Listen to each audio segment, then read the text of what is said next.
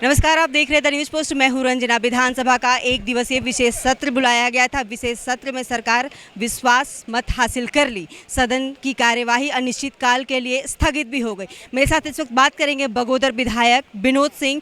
हम इनसे समझेंगे कि सरकार को यह जो कदम उठाना पड़ा, इसके पीछे की पूरी कहानी। सर, आप मेरे दर्शक को समझाइए, क्या ये उचित था? पिछले बार एक दिन पहले ही इन लोगों ने मानसून सत्र को खत्म कर दिया था, उस समय भी आपने बोला। बिल्कुल, वो उचित अनुचित से ज़्यादा जरूरी है कि स्थितियां क्यों हुई। पॉलिटिकल सिनेरियो तथा स्थिति यही है कि पिछले 15 दिनों से राज्य के अंदर अनिश्चितता की स्थिति है। चुनाव आयोग और राजभवन के सूत्रों के हवाले से सारी बातें लोगों की आ रही है कि सरकार नहीं है, सदन के मुखिया का जो सदस्यता रद्द हो गई है और ये सब सारी चीज़ें, लेकिन स्पष्ट नहीं हो रही है। बल्कि इससे ये हो रहा है कि कलकत्ता से लेकर के असम तक जो चीज़ें आई, उसे खरीद फरोख्त का बढ़ावा हो रहा है। यहाँ तक कि एक चुनी हुई सरकार को जो है लोग उल्टा देखते थे कि भाई एक सरकार रहती थी और सरकार से इतर मत रखने वाले लोग जो बाहर जाते थे, लेकिन एक चुनी हुई सरकार को रायपुर जाना पड़ रहा है। और मैं इससे सही भी नहीं मानता हूँ। मुझे लगता है कि कोई लोकतंत्र को कमज़ोर करने की भाजपा कोशिश कर रही है। खरीद फरोख्त है तो राज्य के अंदर ही जवाब देना चाहिए था और इन स्थितियों में हुई। लेकिन हम फिर भी कहेंगे कि किसी चुनी हुई सरकार को जनता है, जनता विधायकों को चुनती है, पार्टियां चुनती है, उसके बजाय भाजपा का रिकॉर्ड रहा है पिछले से लेकर के इस खरीद फरोख्त करने में। लेकिन राज्य के लोगों ने ही सरकार को भी बहुमत दिया है। तो पिछले दिनों जो तेज़ी आई है इस सरकार में, चाहे ओल्ड पेंशन में, चाहे पुलिसकर्मियों के सवाल पे, नेतरहाट के सवाल पे, या अभी हाई स्कूल के शिक्षकों पे मेरिट लिस्ट निकालने का उन्होंने आश्वासन दिया, इसी आधार पे पंचायत सचिवों का निकले। तो मुझे लग रहा है सरकार उस दिशा में जो आज उन्होंने कहा है कि सरकार आज बहुत, जो सीएम अंदर आज सदन के अंदर बहुत अग्रेसिव। मुझे एग्रेसिव सिर्फ कहने में नहीं, हमको लग रहा है कार्यों में भी होना चाहिए। और ये दो मुद्दों पे जो उन्होंने बात रखी है, वो पिछड़ों के आरक्षण को लेकर के, खतियान आधारित जो है स्थानीयता के आधार पर, उस दिशा में एग्रेसिव होकर के सरकार आगे बढ़े। सर, सदन चलता है तो छात्र युवा का जो उम्मीद है वो जरूर बढ़ा जाता है।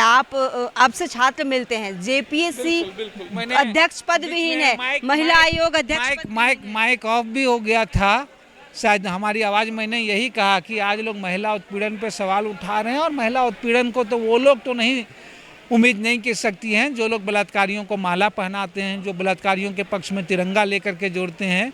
ज़रूरत है सरकार संजीदा हो, हर महिला उत्पीड़न के मसले पे तत्काल कार्रवाई हो। और यहाँ इसलिए मैंने कहा महिला आयोग से समेत तमाम यहाँ पद खाली है। महिला आयोग है, अभी जेपीएससी चेयरमैन है, तो सूचना आयोग के पद जो है खाली हुए, सरकार इस दिशा में आगे बढ़े। जेपीएससी अभ्यर्थी हैं असिस्टेंट इंजीनियर, उनका 2 महीने का ये है। अब उनका कहना है कि जैसे सरकार अपनी करियर के लिए इतना सजग रहती है तो हमारे करियर के लिए नहीं। बिल्कुल, तत्काल जेपीएससी चेयरमैन का जो है सरकार को वो नियुक्त किया। आज सामंतवादी मनुवादी बैठे हुए घर जमकर हमला कर रहे थे, निशाना कर रहे थे, कह रहे थे भैंस के आगे बीन बजाने से फायदा नहीं है। मुझे लग रहा है सदन के अंदर जो कहने से वो करें, उनके पास मौका है, उनको सरकार है।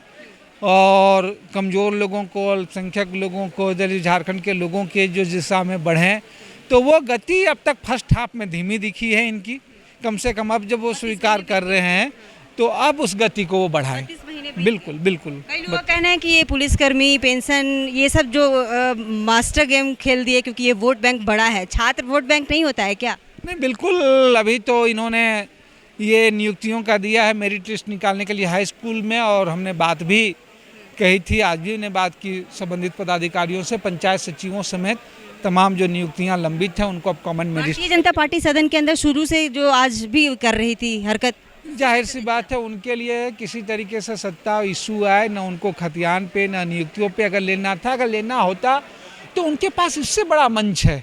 ये एक राज्य की सरकार है, पूरे देश में वो पूछे 10 सरकार में, लेकिन उनकी जो नीतियां हैं और ज़्यादा रोजगार खत्म करने वाली और ज़्यादा देश को बेचने वाली। आज में आदिवासी महिलाओं के साथ जो वो डेमोग्राफी है, बांग्लादेश बॉर्डर से सटे जो हमारे संथाल परगना के जो ज़िले हैं, वहाँ पे लव जिहाद जैसे मामले को कहा जा रहा है। मुझे लग रहा है इनके लिए महिला अधिकार नहीं है। अगर महिला अधिकार रहता तो कोई महिलाएं हों, किसी समुदाय से, किसी सोसाइटी से हों, इनके लिए जहाँ महिलाओं में भी धर्म का एंगल है, बाकी चीज़ें वहीं इनकी प्राथमिकता है।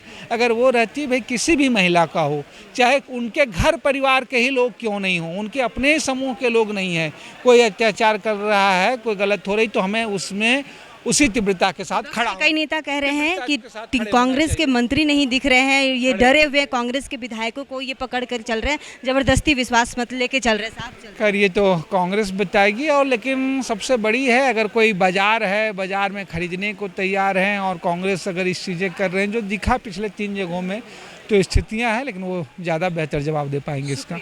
आप सुन रहे थे बगोदर विधायक विनोद सिंह को। सारे मुद्दे पर, जन सरोकार के मुद्दे पर जमकर ये साथ भी रहते हैं और सदन के अंदर भी और सदन के बाहर भी बोलते हैं। लेकिन आज इन्होंने बीजेपी पर भी कहा कि जो राज्य में महिला उत्पीड़न की संख्या दिन प्रतिदिन लगातार बढ़ती जा रही है, तो सरकार को इस पर ध्यान देना होगा। सरकार जैसे सदन के अंदर अग्रेसन में आज मुख्यमंत्री हेमंत सोरेन बोल रहे थे, उसी अग्रेसन में उन्हें काम करने के भी सलाह ये बगोदर विधायक विनोद सिंह दिए थे। तमाम इसी तरह की अपडेट्स के लिए बने रहेगा द न्यूज़ पोस्ट के साथ। नमस्कार।